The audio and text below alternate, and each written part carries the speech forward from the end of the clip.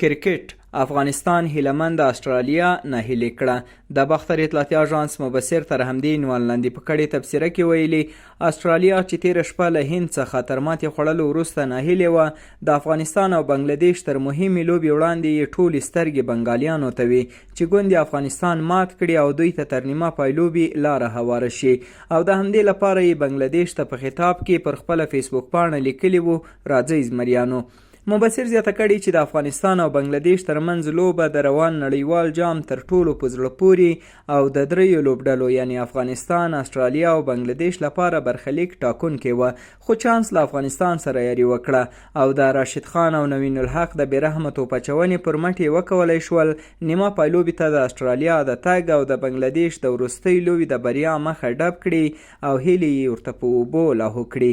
د مبصر په باور افغانستان د روان نړیوال جام له پیل راهیسې پایلوبې ته جوړ ښکارېده او همداسې وشول. اوس نو له افغان لوبغاړو د کرکټ د مینوالو هیلې لا پسې ډېرې شوې او بله مهمه خبره دا ده چې اوس نو په نیمه پایلوبه کې د افغانستان سیاله لوبډله سویلي افریقا هم په خپل چمتووالي کې له سره غور کوي او ښایي د افغان لوري پر وړاندې لا ډېر چمتووالی ونیسي. په تبصره کې وړاندیز شوی چې اوس افغانستان ته پکار ده چې نیمه پایلوبه کې سویلي افریقا ته د بیخي سخت ټیم په سترګه وګوري او داسې تیاری ورته ونیسي چې لوبه لکه د نن په شان د زړه خوراک او سختوالي لوبې ته لاړه نشي. د تبصرې په وروستۍ برخه کې راغلي دا د افغانستان لپاره ډیره د ویاړ خبره ده چې د خپل کرکټ په کم عمر کې سترو لوبډلو ته ماتې ورکوي او په داسې یو مهم ټورنمنټ کې تر نیمه پایلوبې پورې رسیږي. د افغانستان د لا ډیرو بریاوو په هیله.